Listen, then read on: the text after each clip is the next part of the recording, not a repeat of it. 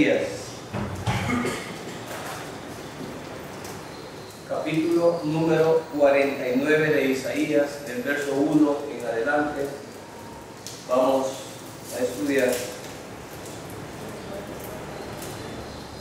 Isaías capítulo 49. La traducción que yo hago es una traducción viviente de Living Bible, creo que así es en Estados Unidos. Una traducción más comprensible, así es que no simplemente van a ver una diferencia ahí, o van a ver traducidos esos versos de una forma más comprensible. Así es que estamos en Isaías capítulo 49 y vamos con el verso 1. En Isaías, hermanos,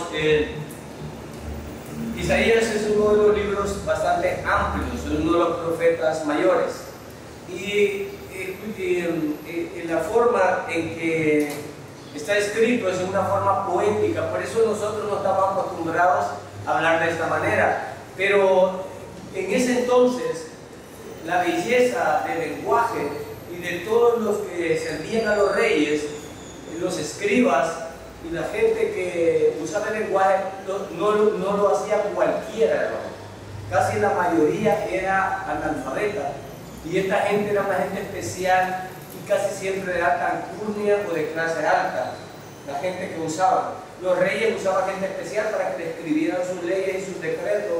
Tenían un copero para la cuestión del vino, tenían panadero, tenían un cocinero, o sea, y todos estos eran lo mejor de lo mejor. Entonces, cuando el Todopoderoso Yahvé trata de comunicarse con su pueblo Israel, también lo hace de forma excelente, y lo hace en forma de poema, lo hace en una forma estructurada en la literatura con belleza.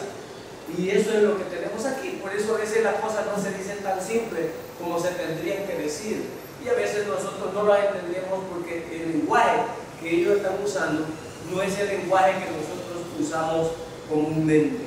Lo mismo nos ocurriría hoy día cuando hablamos con un venezolano, cuando hablamos con un colombiano, cuando hablamos con un haitiano.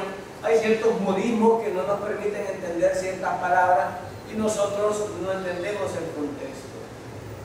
Esto es la cuestión cultural o contextual. Cuando nosotros trabajamos en el Ministerio de Educación y dábamos capacitación y charla, y cuando habían extranjeros siempre teníamos cuidado con esto de las palabras que solo las usamos nosotros. Hay palabras muy especiales que solo usamos nosotros, que no usan otros, ¿verdad? Así es que con ese pensamiento vamos a ver este cántico. Para comenzar, es un cántico que está aquí, ese capítulo. A veces nosotros no entendemos, a veces en la Biblia hay oraciones, hay cantos, hay peticiones, y nosotros lo leemos parejo, como que este es un canto precioso. En Isaías se repiten muchas cosas porque muchas veces el Señor habló de muchas maneras a su pueblo y su pueblo no quería entender. A nosotros también nos habla de muchas maneras hoy a través de su Hijo, pero también a veces no queremos entender. Entonces, pero Él no se aburre, Él tiene una paciencia y vuelve y vuelve. Imagínate que todo este libro de Isaías fueron profecías dictadas a Israel. Israel no obedeció. Y a nosotros hasta dicen, bueno, otra vez diciéndole lo mismo, otra vez diciéndole lo mismo. Pues sí, pero igual que nuestros hijos, nosotros les repetimos y les repetimos a nuestros hijos, pues pareciera que no entienden. A veces para enseñarle a lavarse los dientes antes de acostarse, hay que estarles acordando a cada rato. Para bañarse hay que estarles acordando. Así le formamos los hábitos a nuestros hijos. Entonces también sucede esto, que cuando Dios nos habla, nosotros a veces nuestros hábitos no nos permiten entender lo que Dios nos está diciendo. Entonces Isaías capítulo 49, verso 1. Escúchenme, todos ustedes en tierras lejanas, presten atención, ustedes que están muy lejos. El Señor me llamó desde antes que naciera, desde el seno de mi madre me llamó por mi nombre. En este verso número 1, este es un canto profético. Aquí se va a mezclar dos siervos. El siervo como Israel, que es el pueblo. Recuerdan que el primer siervo que el Señor tuvo fue Israel. Y el propósito de Israel era dar a conocer a Dios al mundo por un pueblo especial. Él era el baluarte Él era el estandarte de Yahvé para que conocieran los demás pueblos impíos a Yahvé y su poder. Pero Israel en su rebeldía le fue difícil y no lo hacía apropiadamente. Entonces viene la profecía del otro nuevo siervo, y ese nuevo siervo era Yahshua el Mesías, nuestro Salvador. Pero él sí iba a ser obediente y obediente hasta la muerte. Había una diferencia ahí, pero ambos tenían la misma misión. Entonces este verso número 1 se puede aplicar a ambos, a Israel, porque antes que Israel naciese, el Señor Todopoderoso ya lo había escogido. Y antes de que el Señor naciese, ya sabíamos a dónde iba a nacer, de quién iba a nacer y cómo iba a morir. Ya estaba profetizado, porque así nos escoge el Señor. Y no estoy hablando de que haya una predeterminación para los que han de creer, no. Somos libres de creer o no creer todos, tenemos responsabilidad. No estoy diciendo que él ya estaba destinado a esto, no es eso así. Los hombres somos responsables de tomar nuestras decisiones con respecto a servir o no servir al Todopoderoso. Así es que el verso 1 nos está reclamando algo acerca de eso y dice, escuchen todos. Y cuando dice escuchen todos, es porque es un anuncio. Son buenas nuevas. Él está queriendo comunicar. El Evangelio no es para taparlo. Las profecías del Señor no son para cubrirlas, son para que la gente las sepa. Ese es el propósito. Y más a su pueblo. Su pueblo no debe de ser ignorante de las cosas que suceden. Por eso los creyentes debemos de vivir de una forma tranquila, mensuradamente. A pesar que veamos todas estas convulsiones, nosotros echamos todas nuestras ansiedades sobre Él. Gloria a Dios. A menos que lo hacemos, los que no están descansando, están afligidos y abatidos. Nosotros debemos de confiar que mi Padre tiene control sobre el mundo. Amén. Mi Padre tiene control sobre mi vida, sobre mi familia.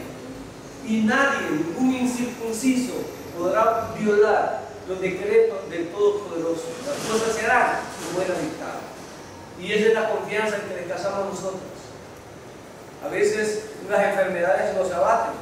Israel fue abatido muchas veces y por eso, en vez de buscar al Todopoderoso, buscaba alianza con otros pueblos cuando veía que lo iban a invadir a él. Lo mismo hacemos nosotros a veces cuando nos enfermamos. Buscamos el mejor médico y prestamos toda la plata que podemos para gastarla inútilmente. Esto no quiero decir que no vamos a comprar medicina, claro que sí. Un Febrinaza en el nombre del Señor. Por los que ven en internet, Febrinaza es una medicina muy barata en los tiempos cuando nosotros éramos jóvenes y no es una medicina sofisticada, es un polvito. Eso era la medicina de los pobres.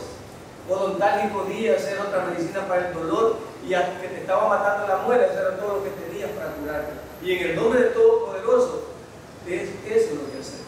No digo que no se usa la medicina, se usa algo sencillo como pretexto, como siempre el Señor lo usó lodo, escupió tierra y hizo cosas para ser sanado. Entonces nosotros de esa medicina sencilla, en el nombre del Todopoderoso, creemos que nos puede sanar.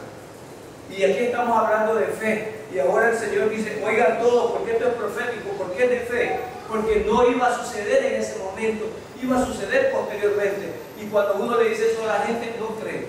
En mi país ese volcán ha hecho un escándalo, se llama el volcán Chapalazquique, ubicado en el departamento de San Miguel, y ha echado humarolas y ha hecho mucho humo, eso es todo, pero la gente se espanta tanto, la gente, y cuando le dice a la gente de ahí, puede hacer erupción, nosotros siempre desconfiamos, mentira, no va a hacer eso, no pasa nada. Y lo mismo nos pasa a nosotros con las profecías y las advertencias del Todopoderoso. No andes por ese camino, no andes por ahí, no va a pasar nada, ¿cierto? Así es. No hagas eso. El Señor te reprende a través de un mensaje en la radio, a través de un mensaje en la iglesia, a través de cuando hables la palabra, pero tú te haces el sordo. Israel le pasaba lo mismo. Nosotros no somos la excepción. Verso número 2. Hizo que mis palabras de juicio fueran tan filosas como una espada. Me ha escondido bajo la sombra de su mano. Soy como una flecha afilada en su aljaba. Traducido esto es, está diciendo él que la palabra de Dios es como esa espada de doble filo, corta por los dos lados. No, a mí me agarró por un lado, no, te agarra por los dos lados, espiritualmente y carnalmente. La palabra de Dios es filosa y corta, y cuando dice corta, hermano, es porque nos quiere, entra a lo más profundo, y aunque tú no la quieres escuchar, fíjate que la gente que no quiere escuchar la voz del Todopoderoso, no es que nos desprecia a nosotros, sino que le teme a la palabra. Cuando nosotros soltamos la palabra del Todopoderoso, un impío no la quiere escuchar, y no la quiere escuchar porque siente juicio, porque siente culpa. Ese es el problema. No es tanto que no le agrada, sino que es porque es la luz, y la luz aclara todas nuestras oscuridades, y yo no quiero que mis oscuridades salgan a la luz. Y ahora dice, esta es la efectividad de mi palabra, es como una flecha filosa en el estuche, no voy a decir aljaba. Aljaba es el estuche que el flechero le pone aquí donde estaban todas las flechas, de aquí las agarraba y las ponía en el arco. Entonces dice, mi palabra es como una flecha filosa. Bueno, como las lenguas de los chambrosos de los pueblos, ¿no? Esas lenguas de serpiente que hacen pedazos a cualquiera, muy filosas. ¿Qué lengua? Dice uno de la gente. Así debería ser la lengua de los creyentes para predicar la palabra. ¡Qué filosa! Así debería de ser. Así como la gente del pueblo, la más chambrosa, que esa tipa nomás sabe una cosa, lo sabe todo el pueblo, así debería expandirse el evangelio. Así debería de expandirse. De esa forma. Que nosotros, nuestra lengua estuviera tan filosa como el evangelio para predicar. Pero a veces los versos se nos olvidan, pero los chambres no. Nuestra mente tiene una retentiva para las cosas. Es que yo en la iglesia me duermo, más con esos hermanos, me duermo, un sueñito que me va, pero cuando está en la casa viendo películas, ahí está bien. En el parque jugando damas, está bien despierto. Hay creyentes que a lo más que están en la iglesia, amén, que pare, toda la energía le vuelve y sale bien callado para la calle. Pero cuando entra a la iglesia, como que se le monta el demonio del sueño y viene a verme, escuchar la palabra. Eso no sucede. Pero él dice, ustedes deben de ser tan eficaces, su lengua, sus palabras deben ser tan filosas que cuando hablen, ustedes, la gente sienta que lo está cortando. Ustedes están cortando a las personas. Así es. Y aquí hay en este verso, hay algo muy importante que tenemos que ver en el verso 2. Hizo su palabra de juicio. Porque estamos en el antiguo pacto, estamos hablando con Israel y está hablando palabras de juicio. Oiga bien, palabras de juicio. Fueran tan filosas como la espada, me ha escondido bajo la sombra de su mano. Me ha escondido. Dije al inicio que este canto es un canto profético y que puede aplicarse al siervo Israel y al siervo del Mesías Yeshua. Se puede explicar a ellos dos. Cuando dice me ha escondido, es sorprendente, hermanos, cómo las cosas salen a flote solo cuando el Todopoderoso quiere. Imagínate que nace el Mesías Yeshua, nace, y cuando nace hay una revuelta terrible en el periodo de nacimiento. Bueno, algunos celebran el Día de los Inocentes y no entienden mucho, y perdónenme si yo me equivoco, pero el Día de los Inocentes nace como el día en que uno de los líderes mandó a matar a todos los niños porque iba a nacer el niño Jesús. Entonces, ese día, imagínate el nacimiento de Dios, hubieron 3 sabios que vinieron a adorar al Todopoderoso. Hubo una estrella que iluminaba el lugar de su nacimiento, y hubo un rey abatido por un niño, tanto que se convirtió en el asesino de muchos niños en su nacimiento. Pero no te sorprende a ti, hermano, que después de este nacimiento pasaron 30 años y no se supo nada de él. No te sorprende. Nadie preguntó qué se haría aquel por el cual mataron a estos niños, aquellos que vinieron a adorar, y los vecinos han de haber visto entrar a estos sabios con sus camellos cargados de los tesoros que le querían, la honra y la gloria y el honor que le querían dar a este niño. ¿No te sorprende a ti? ¿Qué? No se sabe nada de la vida de Yeshua desde este evento hasta los 33 años que aparece de nuevo. Pero por eso mira lo que dice el verso, que estaba profetizado. El verso dice que él se escondió. Me ha escondido bajo su sombra. Imagínate que pudo pasar 32 años allí sin que nadie supiera nada, ni lo persiguiera, ni pasara nada. ¿No te parece sorprendente? Un líder mundial, el Hijo del Todopoderoso, y nada de propaganda durante 32 años. Ahí, nada. Dios sabe lo que hace. Y estaba profetizado. Lo escondió. Y todos nos quedamos, y ese lapso. ¿Iría Yeshua a la escuela? ¿Pelearía en la escuela como peleamos nosotros? ¿Se reiría? ¿Jugaría tronco el Señor? ¿Jugaría con los demás niños? ¿Andaría el solito apartado? Hubiera sido un fenómeno, hubiera llamado la atención. Pero se nota que no llamó la atención durante eso. Acá quiere decir que se revolvió entre nosotros como nosotros. Algunos quieren hacer al poderoso Señor, lo quieren hacer que en su cuerpo él andaba así y que levitaba. No, él comía, él bebía, él reía, él lloraba. Bueno, apócrifamente hay unas historias que yo he leído que me da risa del Todopoderoso, de cómo se burlaba de los maestros, porque él era más sabio cuando estudiaba. Pero eso no es escrito. Son comentarios fuera de eso. Pero imagínatelo yendo a la escuela, porque sabía leer y escribir. Sabía leer y escribir el Todopoderoso, sabía. Y conocía las escrituras.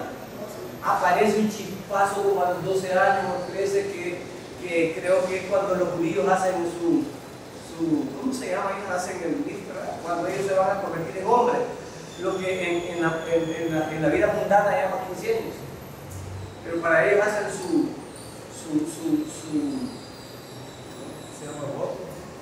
es cuando pasan de niños a hombres. Entonces él llega al templo y se pone en una discusión con los doctores de la ley, con los sabios. Un niño de 12, 13 años. Y empieza a aclararles y a trazarles las palabras y deleitándose estos señores y él también. Se deleitaron escuchándole. Y los padres, ¿dónde está? ¿Dónde está? Y ellos creo que llegan en camino y él en el templo. Y él le dice, me interesa estar en las cosas de mi Padre. A nosotros nos interesa estar en las cosas de mí. ¿Qué me importa quién va a ganar las elecciones de mi país? Hay unos que andan hasta tirando piedras y siendo creyentes, metidos en lo que no les interesa. A ustedes les interesan las cosas de su Padre eterno. Y su Padre eterno es el que pone y quita líderes. Él será el que los pondrá y los quitará. No porque tú grites y pongas más papeles, dobla rodilla y ora. Que Dios les dé sabiduría y que quede el mejor líder, el más sabio para que lo gobierne. Eso es lo que tú debes tener más. Y si merecemos ser disciplinados, nos va a poner al peor para que este pueblo sufra y se conviertan al Señor. Es lo que estamos viendo aquí. A Israel le ponían los peores líderes para someter a su pueblo. Así que los creyentes que andan creyendo en hombres, maldito el hombre que confía en el hombre, por andar allá podemos cachar nosotros para que estos puedan reconocer que Él es Dios. Lo hemos dicho varias veces, debemos usar la sabiduría nosotros. Estamos hablando aquí que nadie puede conocer los designios de Dios y está poniendo como ejemplo las profecías para Israel que se estaban cumpliendo. Verso 3. Él me dijo, Israel, tú eres mi siervo y me traerás gloria. Por eso digo que se puede aplicar a los dos. El pueblo de Israel va a traer gloria al Todopoderoso en los últimos tiempos, amén. Y ha traído gloria en ese tiempo. Ningún país ha sido como Israel y por eso están muy enfadados los demás países de alrededor, Irak, Irán, Siria, Sudán, y todos lo rodean a él, Arabia Saudita, y lo odian como odio jarocho, como decimos los mexicanos. Porque Israel se les fue a meter al patio de su casa de la nada. Los israelitas eran nómadas. En mi pueblo, para ofender a alguien que anda con los cachivaches para arriba y para abajo, de pies en tierra, como que fuera judío errante, le decía. Porque el judío estuvo errante. Israel no existía, hermanos. Es increíble cómo hace 50 años aproximadamente, puedo equivocarme con un par de años, hace 50 años de pronto se les fue a meter al Medio Oriente un montón de gente para hacer una nación. Israel no existía, no existía. Y de pronto en el patio de tu casa tú miras que te levantan una caja y te dicen que son los dueños y prosperan más que tú y son más fuertes que tú. Por último, que tú le sirves a ellos en vez de que él te sirviera a ti. ¿Estarías contento? No estarías contento. Pero ¿qué dice el verso? Será mi gloria. Quisieron destruirlo. Imagínate que yo te diga que de este pueblo, de esta congregación, hagamos un pueblo y nos tomemos una tierra y hagamos un ejército, un ministerio de educación, un ministerio de defensa, un ministerio de cultura. ¿De dónde? ¿Qué capacidad? Y de pronto quisieron destruirlo y no pudieron. 2 veces han querido destruirlo y como un ángel de Yahvé, como un malaj, en hebreo, ángel malaj, como un malaj, escucharon una comunicación y Israel levantó toda su fuerza aérea y pudo boicotear lo que iba a ser la destrucción de Israel. Mi gloria, la mejor tecnología cibernética ahorita y la nanotecnología, los que no la conocen, esa tecnología cuántica y esa tecnología micro, yo no sé qué palabra existe para ser más pequeño, donde podrán hacer inclusive pequeños robots chiquitos para despegar el cáncer, que los vas a tragar y podrán hacer eso. Imagínate, eso Israel la tiene. Israel es como mi país, nosotros somos un país pequeño, hermano. Israel es como nosotros y tiene bajo control todas las naciones más poderosas del Medio Oriente. Es el primer aliado de Estados Unidos, una de las naciones líderes del mundo, por la cual también es perseguida. Será mi gloria, dice. Isaías 49:3, será mi gloria. Ahora sí traslado esto a las palabras de mi Señor. ¡Wow! Un sencillo hombre. Cuando veo los profetas de este tiempo, cuando veo los apóstoles de este tiempo, cuando veo los líderes de este tiempo y veo a mi Señor, a mi maestro de maestros, con una sola túnica y un par de sandalias y 12 hombres. No andaba en jet, no andaba en microbús, no andaba en carruaje de rey. Será mi gloria. Ese hombre transformó el tiempo antes de él y después de él. Será mi gloria, dice ese verso número 3 de Isaías 49. Será mi gloria. Aunque son ateos los países y me dio risa un día de estos que estaba viendo, la cruz es el símbolo del cristianismo, pero en Irak había pasado no sé qué, y entonces como ellos no creen que tenían una luna, tenía la cruz roja, no era la cruz roja, sino la luna roja.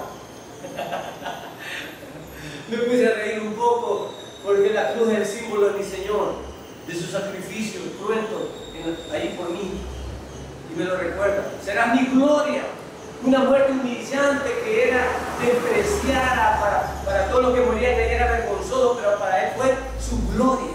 Aleluya, fue la derrota del diablo. Mira cómo transforma las cosas del Señor. Lo que es vergonzoso para otro era vergonzoso morir en una cruz, pero para él fue la gloria. Aleluya, la gloria. ¿Ves cómo cambian las cosas del Señor? Y a partir de ahí dice, antes de Cristo y después. Les iba a decir que hasta en los países ateos, hasta hoy, que el diablo se está metiendo más porque el diablo está avanzando, porque llegan los últimos tiempos.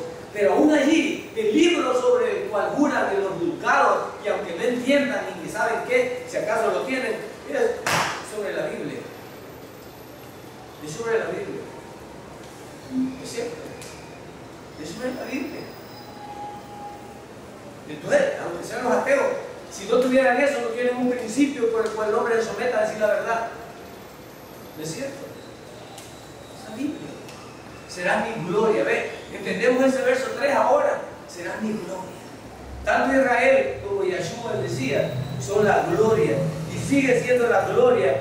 Con el dolor de los ateos, de los científicos, no han podido deshacerse de la palabra de Dios. Hitler quemó muchas Biblias, intentó quemar todas las Biblias del mundo, odiaba por odio jarocho a los judíos. Y no solo la Biblia, los mató a 6 millones de judíos.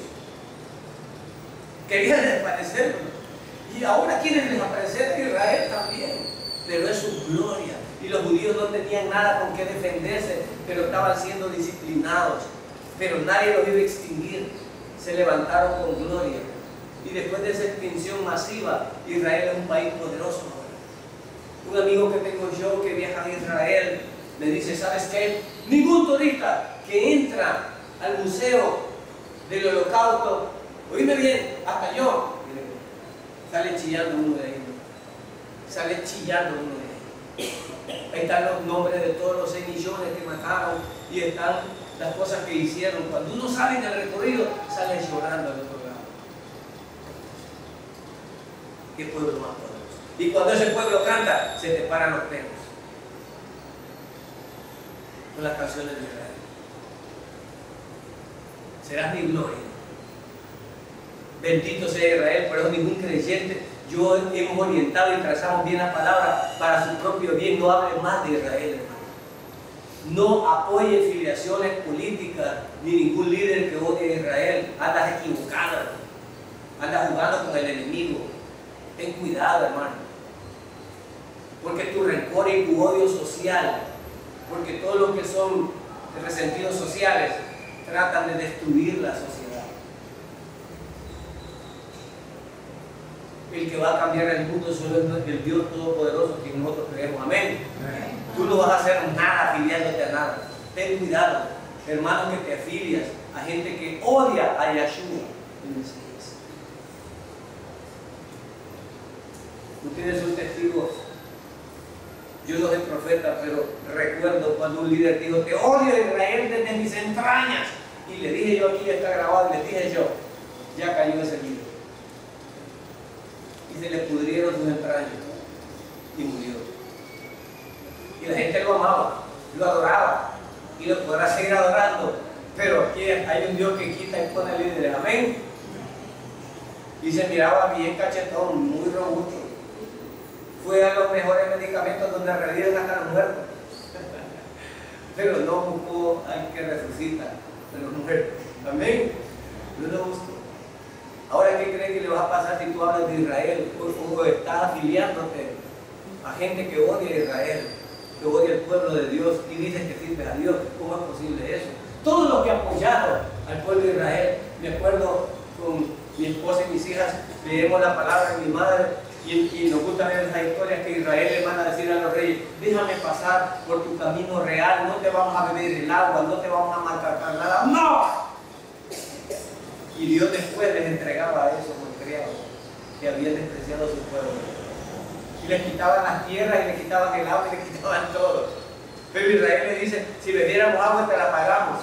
Solo déjanos pasar, porque andaban 500.000 de personas caminando, hermano.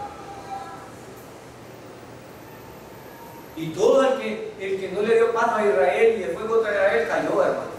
Lee eso, lee la palabra y verás porque Israel es su gloria. Un día de esto, hablando en mi trabajo, tengo algunos políticos que son fanáticos y entonces todos creen que yo soy del partido contrario al que ellos son. Y yo le digo, mi partido es Jesús, yo no tengo partido, yo no tengo nada que andar viendo, yo tengo un líder. Pero como yo a veces lo que dicen y la locura que dicen, ¿sabes qué? Me dijo. Y yo le dije, a mí la única que me pegué es mi mujer. A mí la única que me pegue es mi mujer. A mí no me van a pegar nada.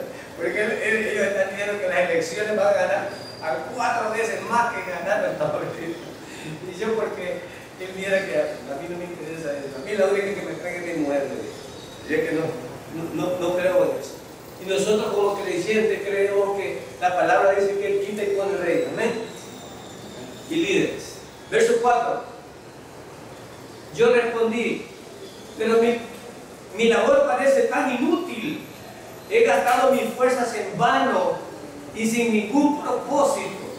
No obstante, le dejo todo en manos del Todopoderoso, del Señor. Confiaré en que Dios me recompense. Tanto Israel como el Mesías Yeshua pareciera que habían sido derrotados. Los 12 apóstoles no entendieron cuando agarraron a su líder.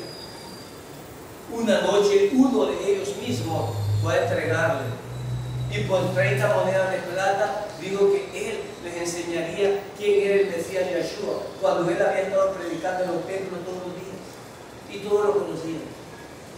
Pero como había profecías que tenían que cumplirse, hasta eso se hizo. Y vino uno de los mismos 12 que andaba, le entregó al Todopoderoso. Parecía que toda la obra que Dios había hecho había sido en vano. Parecía que estaban llegando a la derrota de todo un ministerio. 11 apóstoles no pudieron entender que el que decía que se iba a levantar de los muertos, el que le ofrecía un reino, el que iba a vencer y todos se iban a postrar ante sus pies, ahora iba a morir. No lo podían creer. Toda la obra en vano, todo el esfuerzo. 3 años de predicación, de milagros y proezas grandiosas, caminar en el agua. Los ciegos veían, los muertos resucitaban, los inválidos caminaban, la gente se convertía y sentía el gozo. Todo eso parecía en vano. Y los apóstoles tenían razón de decir: ¿cómo es que tú vas a morir y nos vas a dejar? Y nos dice que tú eres el líder. Y tú nos estás ofreciendo un reino. Se desconcertaron. Y la noche que lo llegaron a agarrar, uno de sus mismos compañeros lo llega y lo abraza y le da un beso. Y él responde: ¿a quién buscáis? A uno que le dice Yeshua, que se dice ser el Mesías. Yo soy. Y solo decía yo soy. Y ellos caían hacia atrás. Y volvían a levantarse sin entender lo que estaba ocurriendo. Y de pronto le decían: ¿a quién buscáis? Porque parece ser que después de que caían se sacudían, pero no lo agarraban. Demostrando que él tenía el poder. En los cielos todos los ángeles querían entender este misterio que le fue revelado a Pablo. Y en el cielo los ángeles decían: poderoso Elohim, ¿en qué momento vamos a ir a rescatar a mi hijo? Lo quieren matar. Y él tenía una legión o 2 legiones de ángeles esperando una orden solo para destruir a los mortales que querían dañar al Hijo del Todopoderoso. Y ellos con papá Dios viendo y no entendían: ¿cómo es que tú, siendo el padre de Hanán, que maten a tu hijo? Y volví a repetir: ¿a quién buscáis? A ese que le dicen Jesús: yo soy. Volvían a caer. Y cuando llegó el momento, él se entregó. Parecía en vano la obra. Parece que todo había claudicado. Todo iba viento en popa cuando él estaba vivo, pero ahora era capturado e iba a morir. Y entonces todos pensaban: ¿de qué nos iba a salvar este entonces? Como dice que es hijo del Todopoderoso, y lo agarraron unos mortales. Y cuando llegó a la cruz, Satanás mismo creyó que había tenido la victoria. Y la gente se burlaba, y otros estaban extrañados, y otros estaban sorprendidos. Algunos soldados no entendían, otros se burlaban de él, pero él estaba cumpliendo algo en la cruz. Y ese verso número 4 dice: parece que todo fue en vano, todo lo que hice. Y el mismo Satanás riéndose, creyendo. Y esto lo digo porque lo entienden hasta los impíos, porque en la película que Mel Gibson hace la crucifixión, hasta ahí sale riendo el diablo. Es decir, que entienden lo que el mensaje quiere decir. Entonces dijeron, como dice ese verso 4: 3 años de nuestra vida perdido como un líder que ahora muere. Y después y aún en la muerte de Jesús, para ratificar como si todo había sido en vano, en ese verso 4 dice: todas mis fuerzas fueron en vano y sin ningún propósito. Y ahí estaba uno y le decía: hey, tú que dices que eres el rey de los judíos, o eres Dios, ¿por qué no te bajas de allí si eres poderoso? Y me salvas a mí, nos salvas a nosotros, y te salvas tú. Eres un inútil. En vano hiciste todas esas bla bla bla y todas esas palabras. Verso número 1. ¿Ve que es profético este canto? Es profético este canto. Pareciera que era en vano. Y los apóstoles desperdigados unos por todos lados, y tenemos al líder, al que se llevaba el mero, digo, bueno, creo que esto se terminó, yo voy a pescar. Y Juan, yo voy contigo. Y ustedes, volvemos a lo mismo. Aquí todo terminó. Ahora mira el verso 4 y lo entiendes perfectamente. Verso 4, y mira lo que dice. Yo respondí, pero mi labor parece tan inútil. He gastado mis fuerzas en vano y sin ningún propósito. No obstante, lo dejo todo en manos del Señor. ¿Cuánto podríamos decir esto, hermano? Me he rebuscado para arriba y para abajo y he querido salir adelante y no me sale nada. No puedo, no sé, parece que todo está en contra mía. No sé, pero dice él, y aquí viene la diferencia. Todos hemos llegado a ese punto en la vida, todos hemos llegado a ese punto en la vida donde no entendemos y parece que en vez de dar 2 pasos para adelante, salen 3 para atrás. Tus negocios van mal, tu familia te resquebraja, tus hijos vienen rebeldes, te caen enfermedades, no sientes paz, sientes temor y una ansiedad todos los días te agarra como que te estás volviendo loco y piensas que no tiene sentido la vida, y esto nos pasa a todos. Pero la segunda parte del verso es de los verdaderos creyentes. La segunda parte del verso dice, no obstante, lo dejo todo. ¿Cuántos hemos hecho eso? Guacho. No obstante, lo dejo todo. Confío yo en ti. Tu gracia sea conmigo. Pero para que aprendas eso, los que no lo han aprendido llegarán a un punto. Dios les está hablando esta mañana y está diciendo, llegarás a un punto así. Y te está aconsejando que dejes todo él, echando todas vuestras ansiedades. Eso es lo que dice aquí, ese verso número 4. Pero Israel tenía miedo y nosotros también tenemos miedo. Pero hay que tener fe. Y los apóstoles tuvieron miedo. Los apóstoles volvieron a su trabajo, ¿no es cierto? Pero la misericordia de Dios es tan grande que no lo dejó ahí. Cualquier líder pudo haber dicho, qué inútil es mi labor. 3 años anduve con él, hice milagros con ellos. ¡Qué barbaridad! Y se vuelven de nuevo a donde estaban. Lo mismo pasó en Israel. 40 años he andado y les he mostrado milagros y todo. Parece que es en vano que este pueblo le enseña todas estas cosas. 10 años tienes de estar en la iglesia y no aprendes nada. 15 años y das lástima, te comportas como cualquier impío. Pareciera que todo es en vano.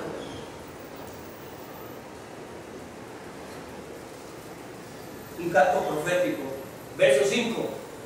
No olviden la parte final del 4. Debemos de confiar en el Todopoderoso. Debemos de confiar. Pero cuando aprendemos a confiar nosotros en el Todopoderoso, y yo por eso tengo cuidado para pedir. Es más, ya que pido, no doy gracias. Porque si tú pides confianza, Él te va a dar problemas para que tengas que confiar en Él. Y yo no quiero problemas, Señor, yo soy cobarde, le digo, no me des problemas. Si tú quieres confianza, si tú quieres fe, te meterás en un hoyo tan profundo donde parece que no vas a salir, y solo podrás salir si tienes fe, si tienes confianza. Entonces yo no quiero estar ahí, así que mejor gracias y hay que venga lo que sea que tú quieras, para no tener esa dificultad en esa situación. Verso número 5. Y ahora habla el Señor, el que me formó en el seno de mi madre para que fuera su siervo. Esto habla, hermanos, nosotros hemos hablado de la predestinación y hemos hablado que hay gente que Dios escoge desde el vientre de su madre. No estamos hablando de la convicción para ser salvos. Todos pueden ser salvos y Dios tiene abiertos los brazos para que todos puedan ser salvos. No es que Dios escoge salvar a algunos, pero Dios escoge gente, sí. Dios escoge gente para su servicio. Aleluya. Eso sí. Y ese garrotazo no te lo quitas.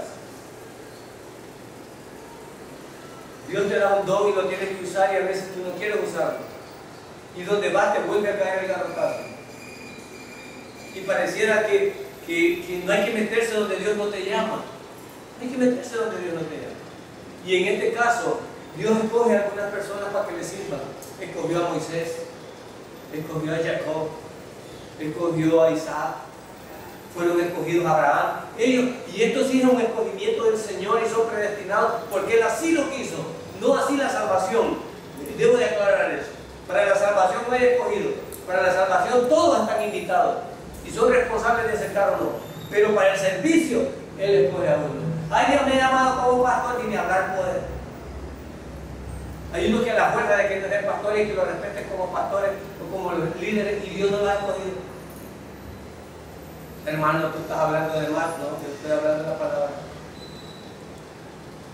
María y Aarón dijeron, ¿acaso solo a Moisés va a oír el Señor? Nosotros también, Dios puede hablar a través de nosotros. No habían terminado de hablar cuando María estaba más pañuda que yo. Estaba arruinada por una enfermedad. Pero ¿por qué Aarón no le puso nada? Pues ese no es el tema de ahora, pero solo piensa, lo leo. Y sabes, hubo otro Coré que dijo, aquí, nosotros somos levitas también, ¿por qué va a oír solo Moisés? Y también él lo tragó a la tierra con toda su familia y con todos los que lo seguían. ¿Me explico lo que dice la palabra? No andes de vestido donde Dios no te manda. Ay, Dios me habla mucho, no andes de lengón. Sé honesto. Si Dios nos llama a predicar, vas a predicar. Si no, no vas a predicar. Dios fue su siervo. Nadab y Abiú, hijos de Aarón, dijeron de que fueron a presentar un sacrificio como ellos querían, el Ecuador, pero consumido también. Aquí el que manda es Dios, el que ordena es Dios y al que seguimos es Dios. Aquí nosotros no estamos para estar cuestionando a Dios, ni para estar diciéndole cómo Dios va a actuar. Pero hay mortales que se atreven a decirle al Todopoderoso, ¿por qué esto? ¿Por qué lo otro? Pero Él decide. Y ese verso lo está aclarando perfectamente, ese verso 5. Y ahora habla el Señor, el que me formó en el seno de mi madre para que fuera su siervo, el que me encomendó que le trajera a Israel de regreso. Él les dijo en una ocasión, alusivo a este cántico profético, hoy se ha acercado el reino de Dios a ustedes. ¿Lo recuerdan? Su palabra. Cuando Él vino, acercó el reino del Todopoderoso a Él. ¿Y cuál era la misión? ¿A quién le vino? A los suyos vino, y los suyos no le recibieron, pero a Él lo encomendó para que trajera a su pueblo de nuevo al seno. A Él. ¿Ven cómo es profético este cántico? Está diciendo que era la misión, reconciliar de nuevo a Israel con Él. Eso es la misión de Él. Y Él lo hizo lo mejor que pudo, pero era un pueblo rebelde, duro de servicio. Pero muchos creyeron en Él. Entonces ese verso 5 está hablando de esa profecía en específico. El que me encomendó que le trajera a Israel de regreso. El Señor me ha honrado y mi Dios me ha dado fuerzas. Hermanos, cuando las cosas son del Todopoderoso, tendremos las fuerzas para hacerlo. Cuando las cosas son de Dios, tendremos la fuerza para hacerlo. Él nos dará las herramientas. Moisés tenía que andar, y cuando leemos, hermano, no sé si tú tienes una idea. Yo administro una escuela que tengo 1053 estudiantes y me hago loco. Una escuelita de 1053 estudiantes y no logro controlar todo. Y Moisés, oye bien, y que no les tengo que dar de comer, bueno, les doy un refrigerio, pero bueno, no les tengo que dar. Y Moisés, cada tres veces al día tenía que comer esto, y andaba 600.000 judíos, solo varones, y sin sumar las mujeres y los niños. Y los hacía caminar, y de dónde vamos a agarrar agua, ya no terminó el agua, en el desierto. Para que nos sacaste, mira cómo andamos de asoleados, y que es loco, y nosotros somos más locos de andarlos siguiendo. ¿Y a dónde nos van a dar agua este hombre? Y mirar nosotros, ¿de dónde van a ver los niños? Y se abatía Moisés, hermano. Se abatía Moisés. Lo abatieron. Andar 1.000.000 de personas aproximadamente en el desierto a cargo suyo. Porque quien lo fuera a cargo de usted, ellos no vieron a Yahvé, solo veían la nube de fuego en la noche. Y y en el día de sombra. Pero a quien le reclamaban era el pobre Moisés. Y le murmuraban. Y estas aguas amargas. ¿Por qué estas aguas amargas? Queremos carne. Y tú puedes ver actuando al Señor, que algunas veces nos da las cosas para que nos hartemos de ellas. En ese pasaje, cuando ellos quieren carne, les dio hasta, dice literalmente, que les darían por los agujeros que tenían. Ahí lo dice.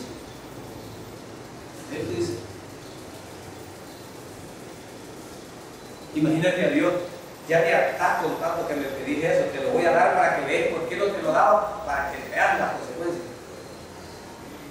Te lo voy a dar para que veas las consecuencias.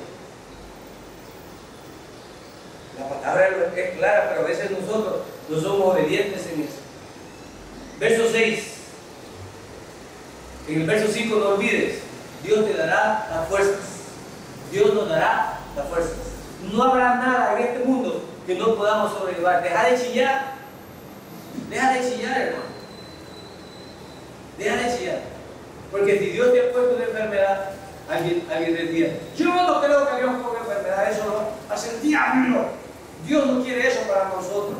Bueno, entonces Dios estaría equivocado, porque Israel muchas veces cayó en manos de gente porque lo permitía. Las serpientes llegaron y mordían a quienes. ¿Y por qué las morderían? ¿Y por qué las hizo Dios? Creo que claramente el Señor nos enseña que nos disciplina cuando no le obedecemos. Entonces hay mucho aquí que Él ha puesto. Entonces no lo podremos sobrellevar. Si es de Dios, tendremos las fuerzas para sobrellevarlo. Si no es de Dios, entonces Dios podrá quitarlo también, para su honra y para su gloria. Verso 6. Él dice, hará algo más que devolverme al pueblo de Israel. Yo te haré luz para los gentiles. Me quedo allí. Es decir, el Mesías Yeshua no solo iba a salvar a Israel, no solo iba a reconciliar a Israel, sino que ahora un pueblo que no era pueblo lo iba a hacer pueblo. Los que no eran alcanzables, a los que no había venido, los que no son Israel, ahora serán también alcanzables. Entonces, además de traerme a mi pueblo, me traerá otros que no son de mi pueblo. Y eso es lo que está diciendo allí. Me va a traer a los gentiles también. Y los gentiles los va a traer, hermanos, por la oportunidad que Él está abriendo para ellos. Imagínate que lo está diciendo muchos años antes de que sucediera. Y esta palabra la conocían los judíos. Era el Tanakh, era la Torah para ellos. La Torah y el Tanakh. La Torah son el Pentateuco, Tanakh, toda la ley y los profetas. Ellos tenían estos libros y ellos usaban estos libros. Su Elohim les había dejado esa escritura. Y ellos la conocían y la memorizaban también. Es decir, que al verla, ellos tendrían que saber que estaba profetizado ya, para que creyeran que Él era el Cristo. No solo, sino que será la luz para los gentiles. Es decir, que aquellos que no pueden ver, ahora van a poder ver. La gente allá afuera será tocada por el Ruach, por el Espíritu. Será tocada esa gente. Porque le será dada la facultad de ver. Yo recuerdo una palabra de mi Señor cuando le digo a los judíos. Quiere decir que nosotros tenemos pecado. No tenían. Pero ahora por decir que saben, Él tiene pecado. Y yo cuando miro la película de Mel Gibson, que es un impío, su padre era pastor religioso y algo radical, pero yo miro que cuando expresa en la película, expresa la verdad, ¿no es cierto? Tienen luz. Expresa la verdad, pero mucha gente sabe la luz y no va a la luz. Pero sabe que existe la luz. Y él expone, es una de las películas que expone más claro el sacrificio correcto de nuestro Señor en la cruz. Entonces tienen luz ellos. La gente allá afuera nos entiende. Y es más, te dice, sí, sí, yo sé que es bueno. Cada otro día te oiré. Sí, yo sé que está bien. También diré otro día, la otra semana si es posible. Sí, no son buenas las cosas de Dios. Pero yo aquí estoy con el diablo, estoy tallado.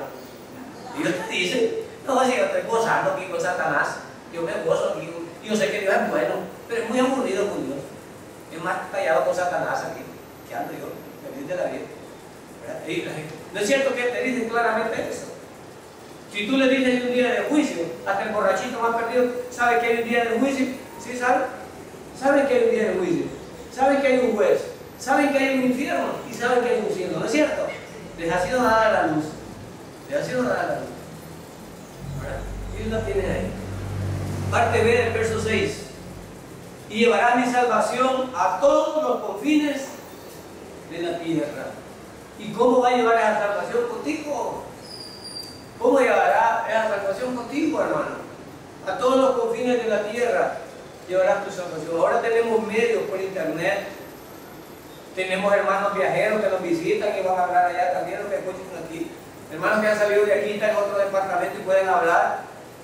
Espero que estén hablando, que no hayan tapado la verdad, sino que se van y van para hablar, para multiplicar. Esa fue la forma en que se multiplicó el Evangelio. Iba en los buses, en vez de hablar del presidente y diputado, hablar de nuestro Señor Jesús y de su obra redentora y que no falla, y que es un partido ganador. Es ganar, ganar. Creer en el Señor es ganar, ganar. Desde cambiar tu vida, cambiar tus hijos, hasta la vida eterna. Aleluya, hermano. En vez de estar hablando de debilidades, nosotros es lo mejor que podemos hacer. Tenemos al ganador con nosotros, al triunfador. Llevará mi salvación a los confines de la tierra. Es nuestro propósito, con un tratado, con tu ofrenda, con tu testimonio. Porque hay unos que son lindos para dar testimonio, ya parecen santos varones aquí en la tierra, pero no sirven para hablar. Y hay otros que hablan para los codos y el testimonio es malo. Pero pueden hablar, pueden explicar a Dios. El testimonio es malo. Y hay otros que ni hablan, ni dan testimonio, pero pueden dar tratados. Y hay otros que no hacen nada de eso, pero dan la dirección de la iglesia. Andar a la iglesia y es bueno. No te dicen ni una cosa ni otra, pero hasta allí. Es más, y hay otros que son tan lindos para traer gente aquí. Hay unos que los llevan de Santísimo y no traen ni mosca. Y hay otros que creemos que no dan mal testimonio, pero traen invitados para que se salgan aquí. Traen almas a la iglesia. Hacen su trabajo. Así que para todos hay espacio en la obra del Señor. Unos hablan, otros oran y otros doblan rodillas. Y por eso estamos bendecidos a veces. Pero los que doblan rodillas no los costumbres de Dios. Y nos paran por alto todas nuestras ofrendas.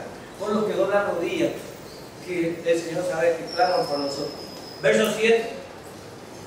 Verso 7. El Señor, el Redentor, el Santo de Israel, le dice al que es despreciado y rechazado por las naciones. Ya dijimos que Israel y nuestro Mesías Yeshua fue despreciado. Despreciado él y afligido, varón de dolores. ¿Cómo dice? Isaías, ¿qué dice? Despreciado él y afligido. No tenía buen parecer para que nosotros le despreciáramos. Experimentaba el quebranto. Eso dice Isaías. Escondimos su rostro.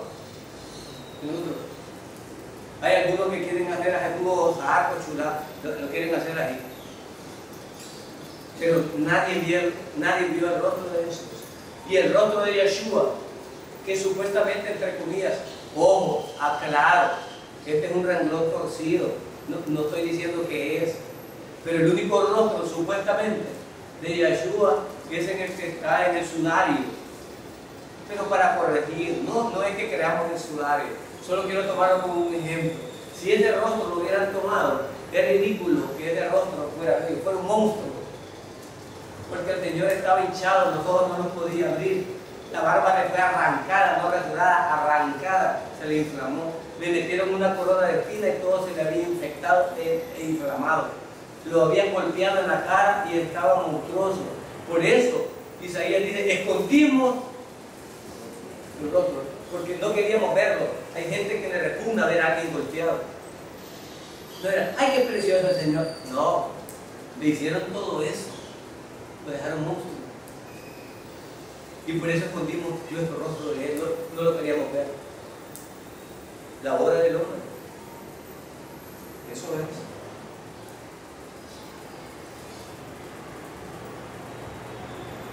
Rechazado por las naciones, como Israel también, al que es el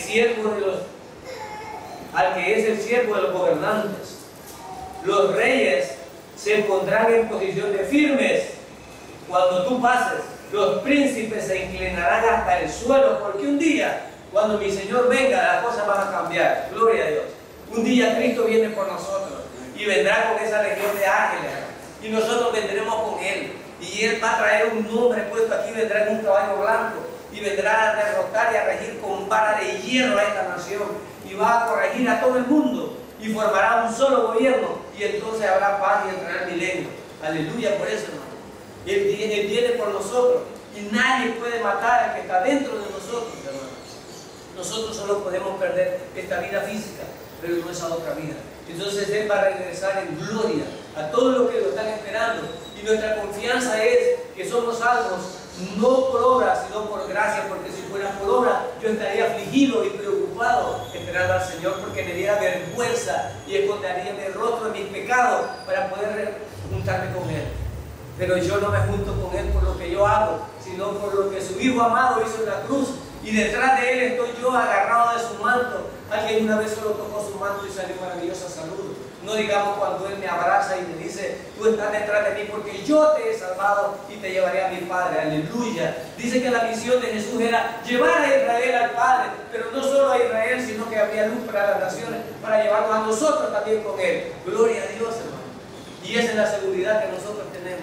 Y ese último verso está hablando de eso, y termino. Ese último verso dice ahí al final: los príncipes se van a inclinar a ti un día. Aquellos que te humillaron se van a inclinar un día ante ti. El Santo de Israel que te ha escogido. Yo siempre le he dicho a ustedes, un día mi Señor vendrá. Y yo voy a estar metido y quiero estar detrás. Yo me imagino una gran fila de grandes y pequeños para el día del juicio. Y yo quiero estar detrás viendo así. Y yo siempre he querido estar detrás. Y quiero ver los libros. Y quiero cuando hagan esos libros y va a haber esta gran cola. ¿Y cuánto va a durar la cola? Podré irme a tomar un break y será eterno, porque será la eternidad. Ya no hay tiempo. Y así es que iban a pasar los grandes y pequeños. Y él me parecía que iba a la iglesia.